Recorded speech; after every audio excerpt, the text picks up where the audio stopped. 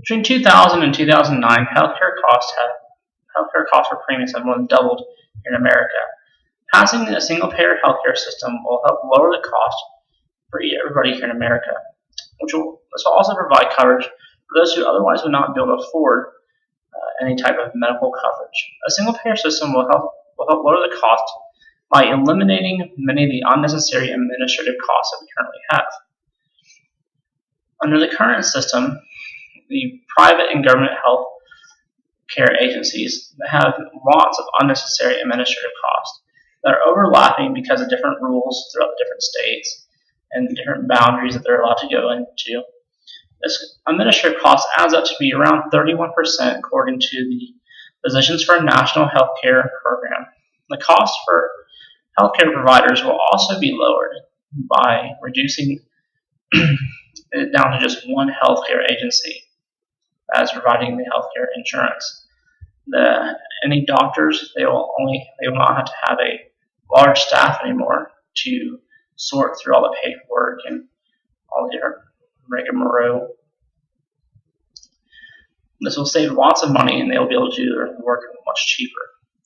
A single-payer system will also help provide coverage to around 45,000 people who currently die each year because of a lack of healthcare coverage, according to the Physicians for a National Healthcare Program. The cost for healthcare has doubled in the past 10 years. As you can see in the graph, the cost for families has more than doubled in the past 10 years. The cost for single families has not gone up quite as much, but it still has continued to risen. The cost for families has more than doubled.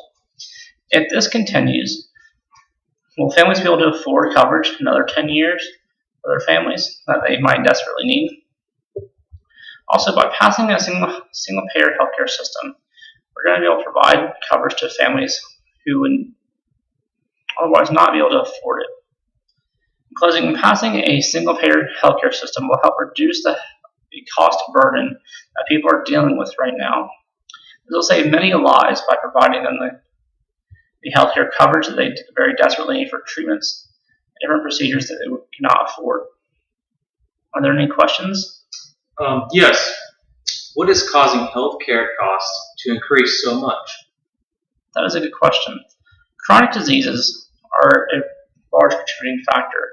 According to the CDC, as much as 75% of our healthcare expenditure goes towards treating chronic diseases. A single-payer system may help lower this by being able to treat adult obesity, adult-onset diabetes, high blood pressure. Obesity in America is continuing to rise, becoming a large issue, which will lead to, like I was saying, adult-onset diabetes, high blood pressure, heart disease. These are things that we can fix through treatment at a younger age, different educational programs that a single-payer system will be able to provide. Are there any other questions? Yes. What is the difference between single-payer healthcare and a more free market style? That is also a very good question. A single-payer system is ran by the government. The government decides what services you're going to provide, how much you will pay for it, and they usually collect the payment via tax. They will decide what services are provided, what services are not provided, what doctors you will see. Whereas a free market style system, you usually pay for a service as you need it. You will pick the doctor you want, what services you want to pay for, the services you'll receive. There are some pros and cons to the difference between a single-payer healthcare system and a more of a free market style.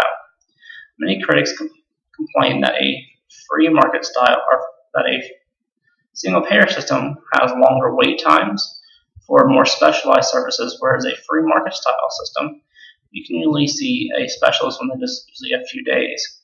You can get different services at different doctors, different hospitals that you like. If you like a doctor at one place over somebody else, because they are maybe cheaper, faster, diagnose you a little better than another doctor, those are options you have under a free market style. Whereas a universal system, you do not have these choices. You have to see a doctor the government prescribes to you. And oftentimes, a wait time to see a specialist can be a month, a few months, or maybe for that particular service or procedure they are not willing to cover it, the government is not. These are the different options that you have between a free market in a single payer system.